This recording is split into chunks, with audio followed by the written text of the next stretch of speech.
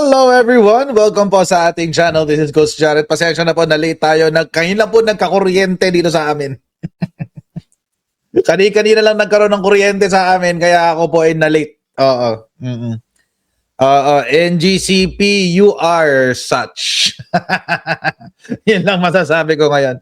NGCP, you are such. Oh, you're such. Such. Anyway. Mamaya natin daanan yan mga kababayan. Good morning, good afternoon, good evening wherever you are in God's green earth, at maraming po salamat sa patuloy na pagsuporta po sa ating channel. Please don't forget to subscribe dito po sa Coach Jared Live YouTube channel. Pa-follow po ang ating Facebook page, Pinasabat with Coach Jared, and ang ating pong community page, ang Tambayan ng mga Cocheros. Okay. Okay lang ba na Okay lang ba na ano may echo? What do you mean echo? Echo. Nag-echo? Nag-echo ako o yung intro? Yung audio ko nag-echo, yung intro kanina. Mukhang hindi naman nag-echo. Okay. Wag na lang mag-shoutout, sabi ni Vancouver Jen. Pwede naman, magka-shoutout ako habang tao dito, habang yung pinag-uusapan natin yung topic. Siguro Pero wag natin kalimutan syempre yung ating mga volunteers na moderators, guys, kasi napakahalaga ng ginagawa na nagbabantay sila dito sa ating chatroom. So shoutout po sa ating mga moderators, kay Ate Trexie, Ate Susan, Ate Elisa C, James, Manat May, Arnel, Jack, 51 Billion Movement, Pinoy, Sanin Legion, Kina, PS Moderictor, Ate Minshi Cruz, Ate Nila Galvez, Ate Nila Arceo, Kuya Nelson Kuntan, Sir Pascachi, Shiro Kansaki, at kay The Greater One. Ayan, shoutout sa inyo lahat. At ayun.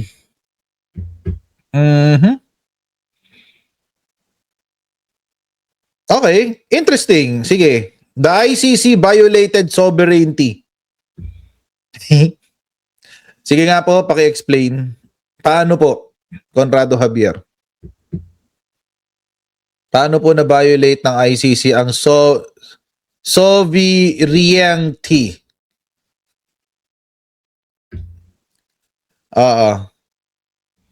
How? How so? How?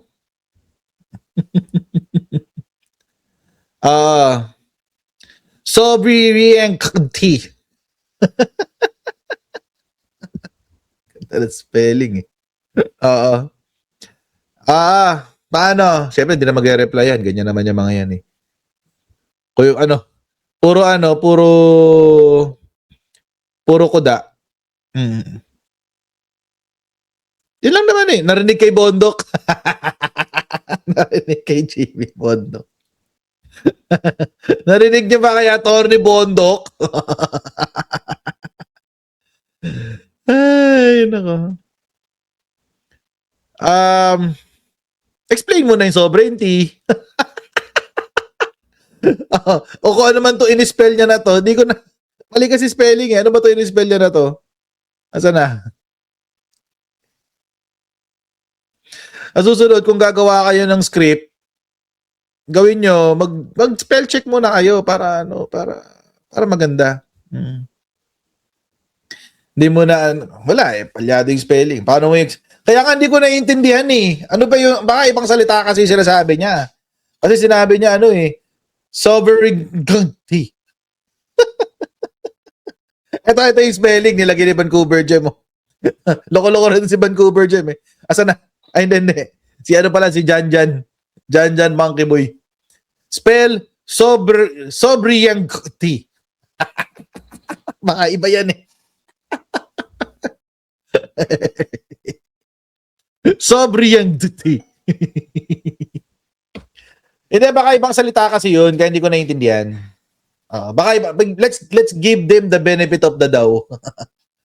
Okay, eto na, mga kababayan. Pag-usapan natin ngayon to. Nawawala na ang CCTV. Nawawala na ang CCTV ng Senate shooting. Wala na. Nawawala na siya. Yan. Yan ang sinabi sa balita kanina. Galing-galing, di ba? Shoutout kay Aplaska. Galing-galing ni Aplaska. Yan, no? Wala raw eh. Wala raw, guys eh. No CCTV footage of Osaa Marine's position in Senate shooting, says Mau Aplaska. So yung yung aktong pamamaril niya, buti na lang pala covered ng media. Kasi kung walang media sa loob, wala. Walang makakaalam.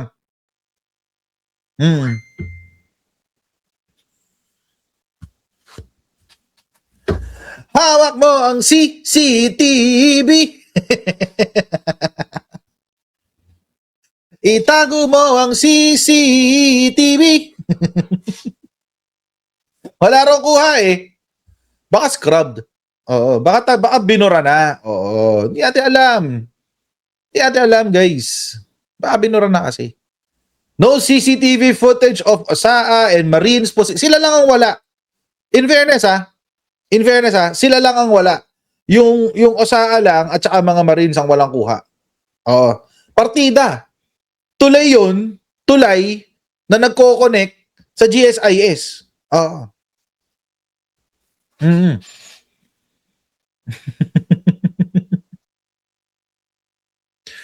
Oo. Wala na. Diba?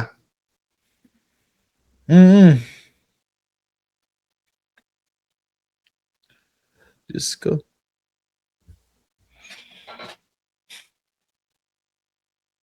Dala-dala ni Bato pagtakas.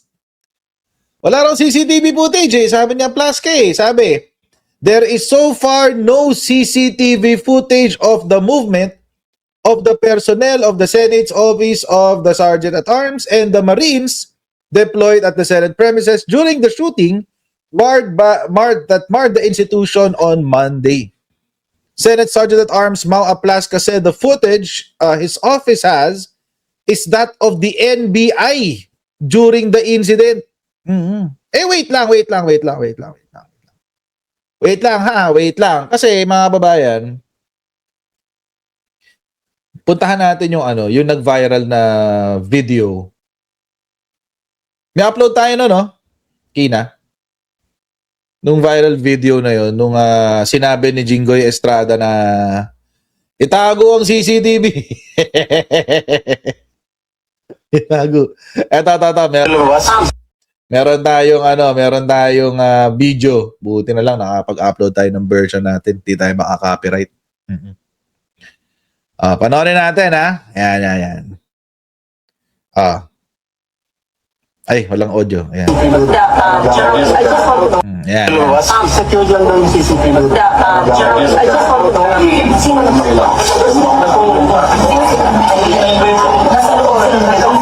Nasa left po siya, malapit na sa sa exit na rin. Nakuha ng CCTV. Baka may makuha ko tayo. Itago niyo yung CCTV. Si Aplaska mismo ang nagsabi, meron daw silang may kuha daw eh. Siya mismo nagsabi, di ba? Siya mismo nagsabi, may kuha daw ng CCTV. Tapos ngayon, backpedal, atras siya doon sa sinabi niya. Siya mismo nagsabi. Kaya ka nagsalita si Jinggoy na itago niyong CCTV. Ito na. Ay, hindi. Bit pala yan. Ito. Wala yung audio. Yung CCTV. Malapit na sa exit na rin. Nakuha ng CCTV. Baka may makuha ko tayo. Sabi ni Loren, ano ba ito? Sabi ni Loren, nakunan ba ng CCTV? Sabi ni Aplaska, opo, nakunan po. Narinig niya. Malapit na sa exit na rin. Nakuha ng CCTV. Baka may makuha ko tayo. Itago niyo yung CCTV. Sino? Kami po, Ang NCR ang mga PNP sa loob kasi Pinapasok po kasi based on the reports at saka nakita namin sa CCTV. Pasok na po kasi sa mga sila. mga NBI agent. Pero kung po dahil nakita ko na NBI at saka sinabi na sino kayo NBI? Tapos sa kayo Yung main lang. hindi naman sa sumunod dito sa lights. Mm.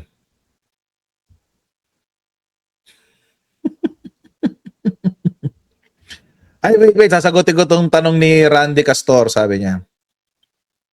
Ayan, Coach, good evening. May laman po ba maleta nyo? Actually, meron. Kasi babiyahe ako bukas. May laman talaga ang maleta ko kasi babiyahe ako bukas. Oo.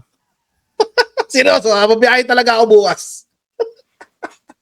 So, sa Sunday, tomorrow night, pag nag-live stream ako tomorrow night, ibang venue natin, guys. Mga DDS, utot nyo! Akala nyo, maalas ka nyo ako. Mga sinaulo! Awa kong beat. May laman talaga maleta ko. Actually, kakaimpake ko lang. Habang brown out kanina, nag-iimpake na ako. Oo.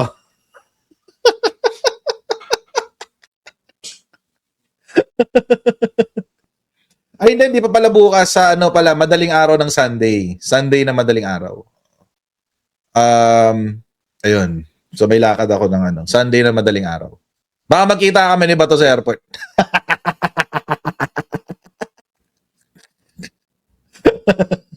Okay. Anyway.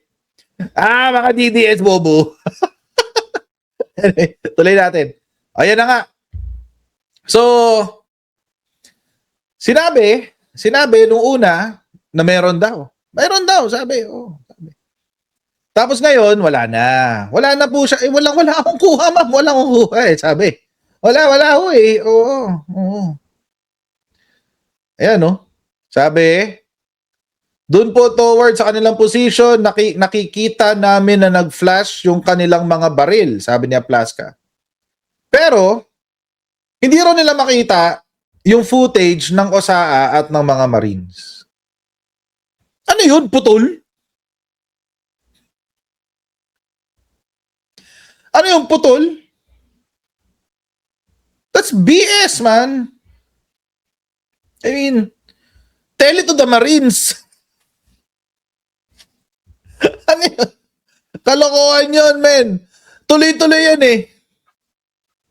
Dalawa lang yan, mga babayan. Kung walang kuha ng OSAA at ng Marines, ibig sabihin, pinatay nila yung feed. Either pinatay nila o binura nila. Sila naman may control nun eh. Sila naman may control nun eh. Ano yun? Akala nung nakita nung camera na, uy, teka, si Aplas ka to, di ako titingin. Oo. Di ako titingin. Nakita ko yung mukha ni Aplas ka, wait, hindi ako harap dyan.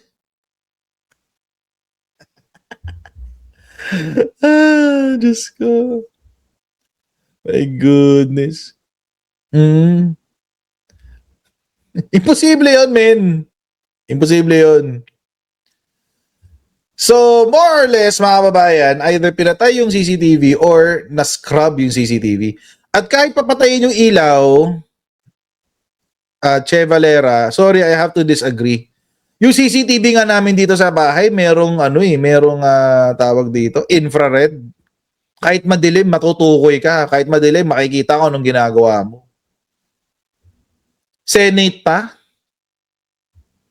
Hindi porke pinatay yung ilaw, wala na makikita. Oo, hindi naman yan katulad ng mga mata natin na walang infrared.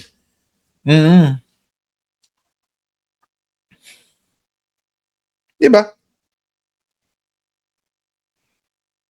So, imposible yon. Imposible yon. Continuous yan eh. Continuous recording ang CCTV. So, malamang pinatay nila yan. Pinatay nila yung camera. Pinatay nila yung CCTV para walang makakita ng kung ano ang ginagawa ni Aplaska. Si Aplaska lang naman yung napaputok eh. 27.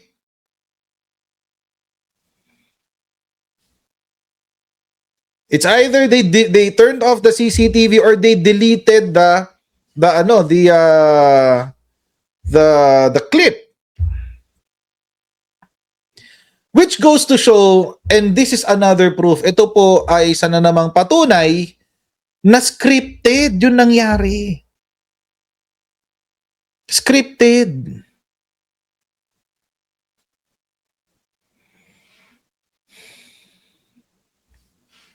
Oh, sabi, ang nakikita na po natin, nasa buntot na po ng ating tactical personnel. Galawang EJK talaga kayo no? Burahan ng ebidensya. Di ba sinabi yan ni Boying noon? Sinabi yan ng DOJ noon, hindi makapag-file ng kaso laban kay Duterte sa Pilipinas kasi lahat ng ebidensya, burado. Lahat ng ebidensya, tampered. So ano, file mo na kaso?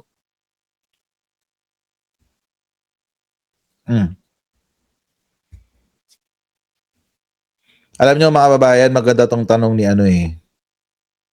ni Lucky Guy. Oh, sabi ni Lucky Guy, Coach Jarrett, who gave the order to delete the video? Well, your guess is as good as mine.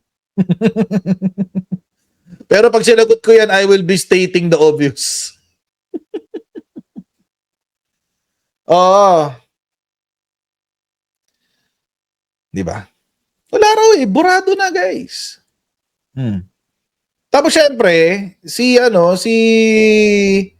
Jinggoy Estrada, meron ding paliwanag. May paliwanag si Jinggoy. Oh, sabi niya, ibig sabihin daw nun ay i-preserve. Oh, preserve daw. Oo. I-preserve daw yung tawag dito, yung CCTV. Hindi raw sinabing itago. Ang sinabi, i-preserve, i-secure. Yun daw ibig niyang sabihin. Oo. Oo, si Jinggoy Estrada pala sabi.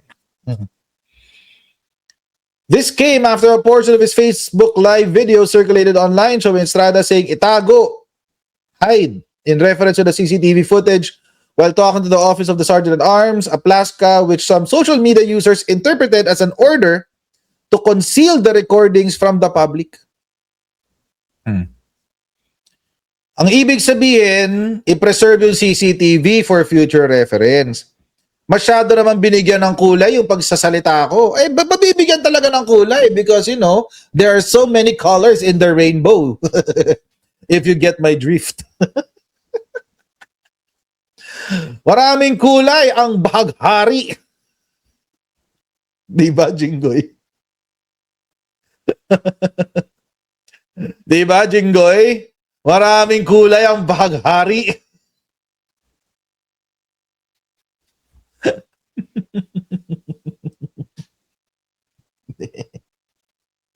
Ay, nako. Oo. Magbigyan talaga ng kulay yan. Pero okay lang naman yan. So sabi niya, i-preserve daw yun for future reference. Ang dami naman pwedeng sabihin na, di ba? Ba't mo sinasabing itago niyo yan? Itago niyo yung CCTV. Ba't naman itago kasi? Hindi mo sinabi na, alam niyo kasi mga kababayan, baka kasi tayo tinatawag na Freudian sleep. Oo. Freudian sleep. O yung Freudian sleep, yung nadudulas. Oo. Sabi lang naman, nababasa ko sa mga article ng mga psych na website. Nasabi nila, ang Freudian sleep daw is actually mas totoo daw yun kaysa doon sa mga salitang, mga sinasabi natin na ini-script. Kaya tingnan nyo si Sara Duterte, hindi mo mapaniwalaan ang sinasabi kasi lahat ng sinasabi niya scripted. Ito, nadulas. Itago niya yung CCTV, di ba? Daming pwedeng sabihin na para mas accurate. Oo. Ba't mo sasabihin itago? Pwede namang sabihin nga, yan, i-preserve niyan o siguraduhin yung safe yan. Pwede rin yun. Siguraduhin yung safe yan walang makakagalaw niyan, walang makakapagbura niyan.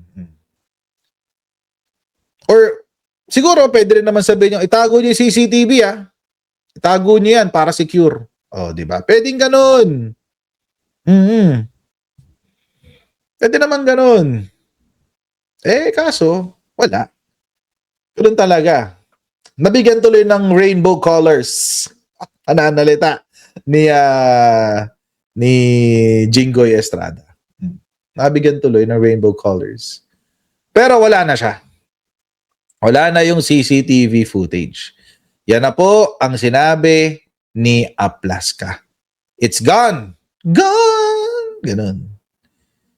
Wala na siya. Pero ipinasubina pa rin ng Office of the Ombudsman yung tawag dito, yung CCTV na yan. And speaking of Office of the Ombudsman, mukhang bumabawi si Boying Remulla. Mukhang si Boying Remulla ang maglilinis ng kahihiyan ni John Wick. Ni John Wick.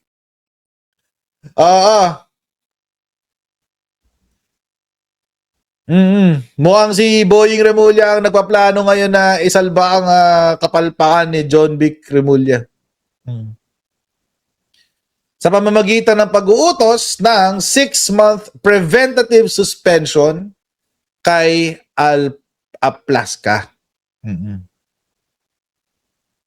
Oo.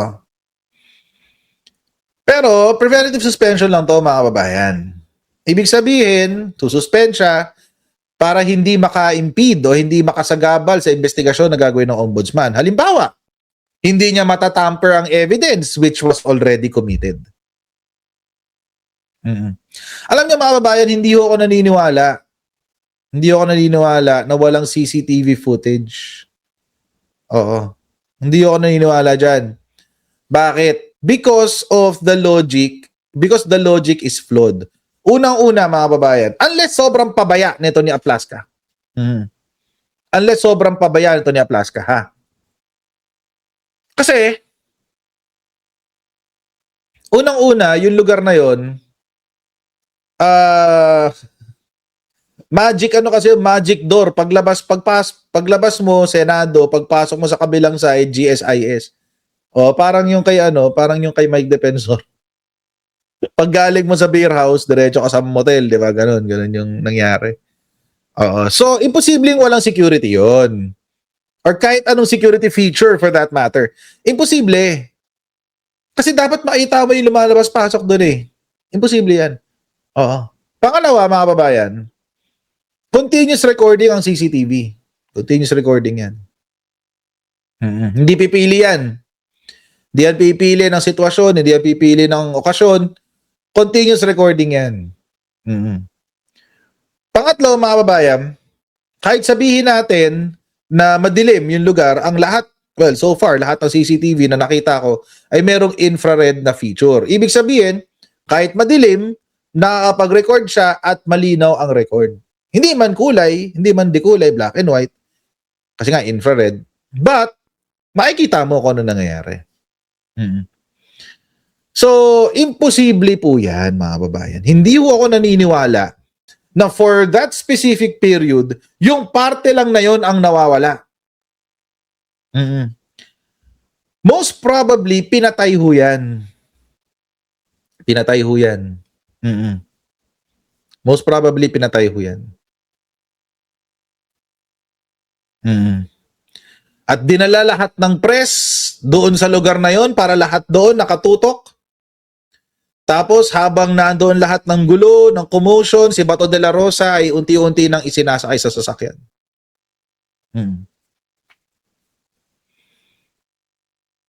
Ganun lang kasi yun.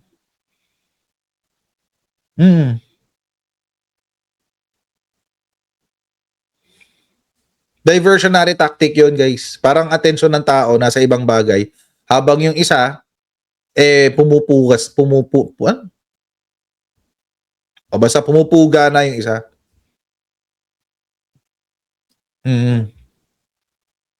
Ganun yan. Di ho ako magtataka, mga babayan, kung si Bato de la Rosa ay nag-intay sa loob ng sasakyan ng mga 4 o 5 oras.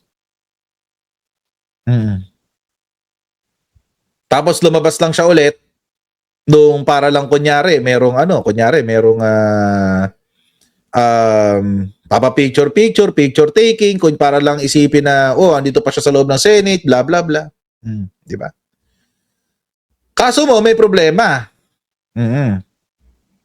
Problema, may video ng convoy na umalis. May video ng convoy na umalis ng Senado ng mga around 2 a.m. to 2:30 a.m. Nakita niyo na ba yun? Kita niyo na ba yun? Wait, parang na-send ko yata sa ano ko yun, sa files ko. Wait. Ito. Ito siya. Wait. Ito. May feed eh. May nakahuli. Yan, no? Laon ng long firearm. Sakay ba? May gagawa. Yan ang pagtakas ni Bato. Bakit may long firearm na nauna? Sasabihin ni Alan Peter Cayetano, hindi niya alam na umalis? Ba't may mga naka-security na Armalite? Ayan, no?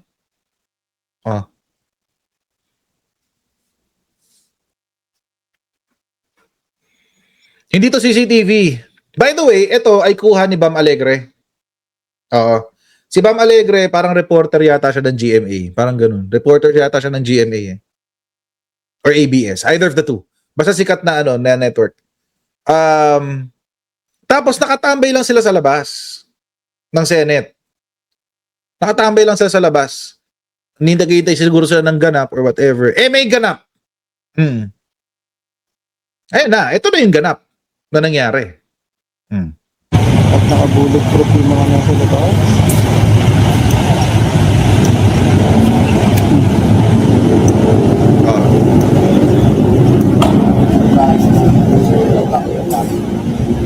Diba? Ayan, no?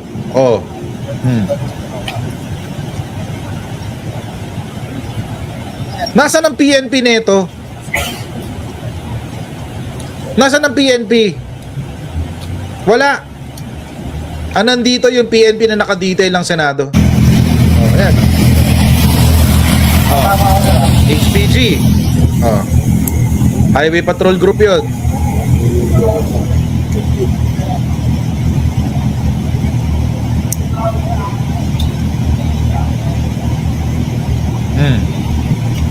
Pinauwi ni John Vic, di ba? Galing. Ano na nun?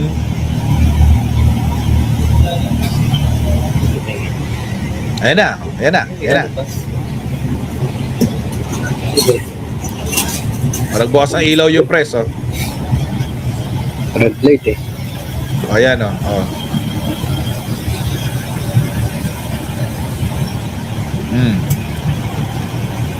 Yan yung nagtakas kay Bato. Yan yung nagtakas kay Bato. Ayan, Yan. May hagad, Si Bato yung nasa black. Malamang nandun sa gitna, si Bato yung black na Grandia.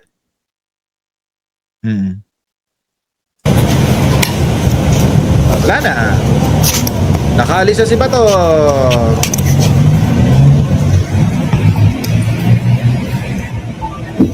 So, pwede naman mag-share sa iyo. Yan.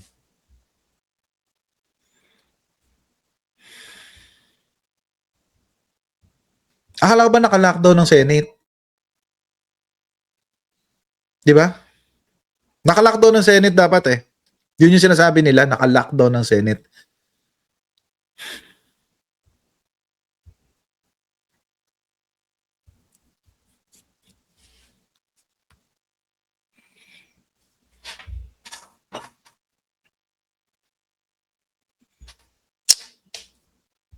Si John Wick Remulla.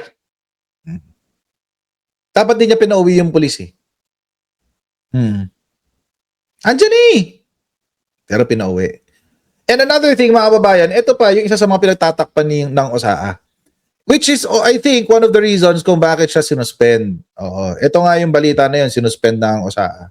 Ang nakausap na Si ba Aplasca ni pala. Ombudsman Remulla si Senate Sergeant at Arms Aplasca tungkol sa nangyaring shooting incident sa Senado? June, ayon kay Ombudsman Jesus Crispin Remulla, hindi nila nakausap itong si Senate Sergeant at Arms Mau Aplasca patungkol dito sa kanilang ipinataw na 6-month preventive suspension. Ngunit ngayong araw din ay ipinadala nila ang order sa Senado patungkol rito dahil para kay Remulla hindi katanggap-tanggap na may mga ganitong klase ng insidente sa loob mismo ng Senado. Ipinag-utos ngayong araw ng Office of the Ombudsman ang 6 na buwang preventive suspension para kay Senate Sergeant at Arms, retired Major General Mau Aplasca, matapos itong unang magpaputok ng warning shot sa mga tauhan ng National Bureau of Investigation o NBI Miyerkules ng gabi, May 13. Ayon sa Office of the Ombudsman, hindi nila isasawalang bahala ang ganitong pangyayari, Lala kasi lalo na naman at yun. hindi papel ng isang Sergeant at Arms na magpaputok ng baril sa loob ng isang establishmento. Worrisome yun. Kasi nga, papuputukan mo law enforcement. Ano siya? Mas mataas sa law enforcement? Is he higher sa law enforcement? Alam niyo, Boy, alam niyo mga kababayan, ito ginagawa ni Boy, wala namang masama dito, pero parang na after everything na nangyari sa flood control, wala pa yung kaso ni Cheese, wala pa yung kaso ni Joel, wala pa yung kaso ni Jinggoy. Parang press ko ulit. Tapos sinuspend nyo agad yung si Sergeant at Arms. Pero yung mga senador, andyan pa rin. Hindi pa rin sila nakakasuhan. Diba? Wala pa rin yung ano nila. So, ewan ko lang. I mean, with all due respect to Ombudsman Remulla, pero sana hindi selective. Oo. Sana hindi masyadong selective yung nagaganap. Kasi itong sa isa, alibhasa, Sergeant at Arms lang, di ba? Hindi siya senador. Suspended agad. Pwede rin namang mag-imbestiga ang ombudsman sa mga senador. Oo, kahit hindi sila impeachable officers, kahit wala namang kapangyarihan na walang disciplinary powers ang ombudsman sa Congress, ay pwede naman sila mag-imbestiga. At mag-file ng kaso, for that matter. Pero, tagali. Bakit yung maliit na tao, nasuspend nyo agad? Yung mga malalaki, yung mga big fish ng flood control, si Cheese Escudero, si Jinggoy Estrada, Joel Villanueva, now it seems pati Rodante Marcoleta, laya pa rin. Di ba? Nakakaya kayo. But anyway, sige, well, although we appreciate the effort, pero small fry eh. Small fry. Si Robin Padilla, imbestigahan nyo ba? Alan Peter Cayetano, imbestigahan nyo ba? Sumusunod lang sa utos to eh. Hindi ko pinagtatanggol si Aplasca ha. Kasalanan niya yan. Panindigan niya yung pagkakaano niya, yung katangahan niya, panindigan niya. Pero di ba? Konting ano naman.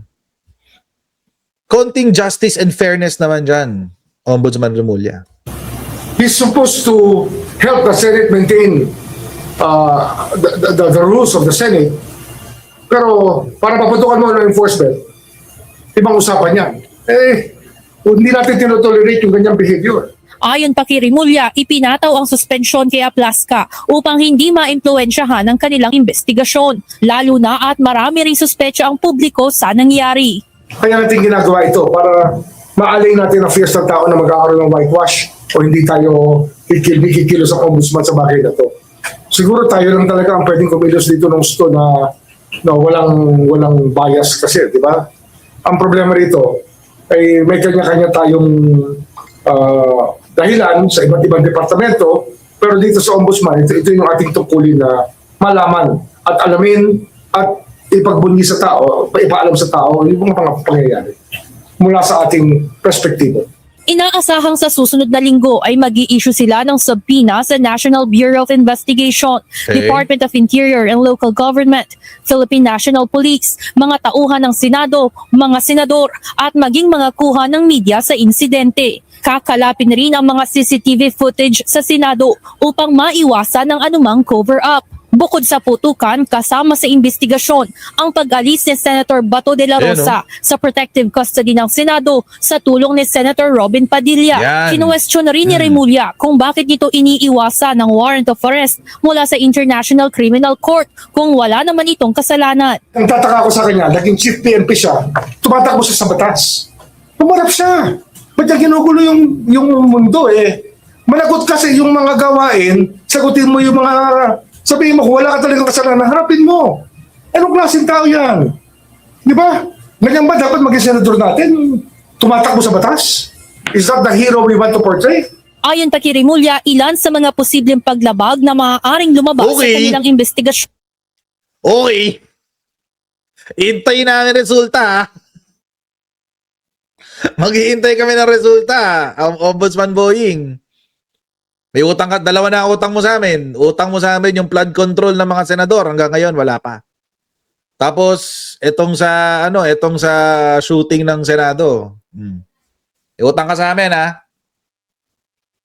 May konti pa naman ako respeto kay Ombudsman Boying Remulla. Kasi, in fairness to the guy, magaling naman siya abogado. In fairness to him. Kulang lang sa resulta. Daming press con, kulang sa resulta. Pero sige, tingnan natin. Let's give the benefit of the doubt. Sabi nga nila. The benefit of the doubt. Tuloy natin. ay obstruction of justice, failure to maintain public order and safety, aiding and abetting a criminal or fugitive from justice, at gross neglect of duty. Yun, alam na at hindi naman kinontra ni Senate President Alan Peter Cayetano. Alam nyo, ito. Buti may nag-comment. Naisip ko tuloy bigla. Salamat sa comment mo. Ayan, sabi ni Montreal Canfield. Sabi niya, Ombudsman si John Vic, tanungin mo din. Exactly. Alam mo, that's a good point. Kasi, between si Matibag at saka si Boying, hindi niya ginawa talaga yung trabaho niya. That's nonfeasance. Hindi siya nag-execute ng warrant of arrest eh. Hindi siya nag-execute ng warrant of arrest. Si Matibag, nag-execute ng warrant of arrest. Albeit, he failed to capture. So,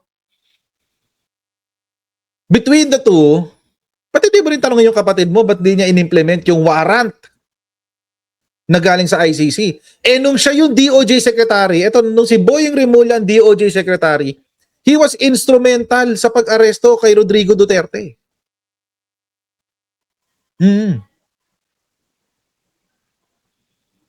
Instead na arestuhin ni John Vic Remulla si Bato de la Rosa, ang ginawa niya, nag-fellowship. Makipag-fellowship.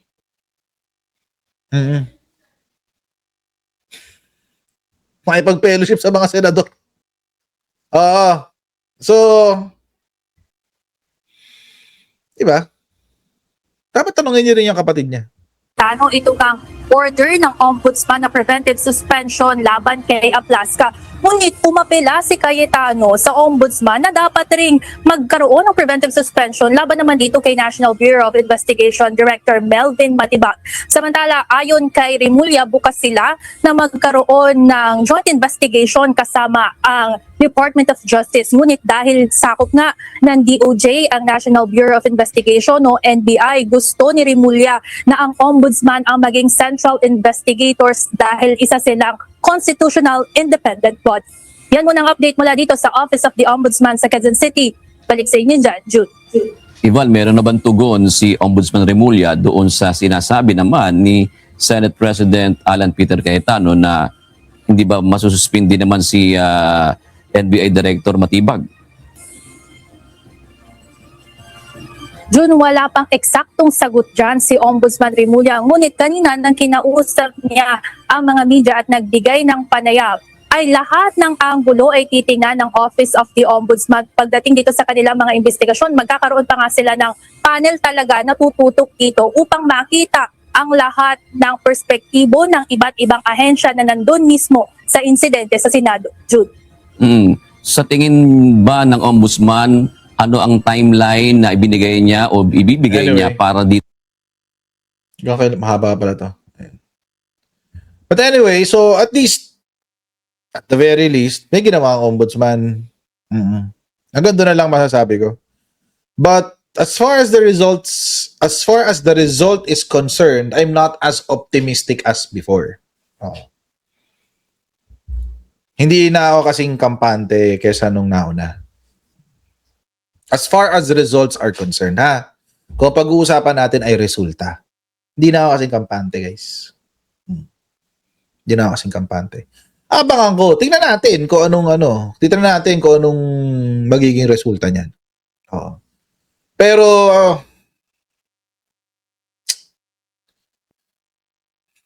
ayun nga rin, may sikat ang iniisip ko eh. Hindi na may asan si may sikat? Ayan. Yan din nga may sikat ang iniisip ko eh. Parang sinalo lang niya yung kapatid niya. Ganyan din nga iniisip ko eh. So, parang nililinis lang ni Boying yung pakapalpakan ng kapatid niya. But, tignan natin, mahalin natin, may resulta. But I'm not as optimistic. Patapos na summer, umulan na nga kanina eh. Ano sana yung warrant of arrest ng Diyos ko? Sabi ni Boying, iinit daw ang summer ng ibang mga sangkot sa flood control. Hanggang ngayon, wala pa rin nangyayari. Hanggang ngayon. Naman. Ang finaila ng kaso, yung walang ebidensya. ang finaila ng kaso, yung walang connection dun sa flood control. But anyway, let's give the benefit of the doubt. Hindi pa naman natin alam kung anong mangyayari talaga. But ulo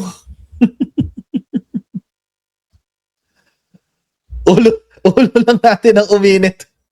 Iinit ang ulo natin. Sabi ni Softbites. Iinit lang ang ulo natin. Pero baka natin, tingnan natin kung anong meron dyan, kung anong mangyayari sa susunod. But, it is what it is. Diba? Wala tayong, all we can do right now is observe and check kung anong mangyayari. And besides, mga kababayan, ang daming kontrobersya ngayon na ito. Sobrang daming kontrobersya. Hindi ko alam kung ng Senado, kakaumpisa pa, wala pa isang linggo ang kudeta, wala pa isang linggo. Lunes lang nangyari yung kudeta. 5 days pa lang. 5 days pa lang, palyado na agad si Alan Peter.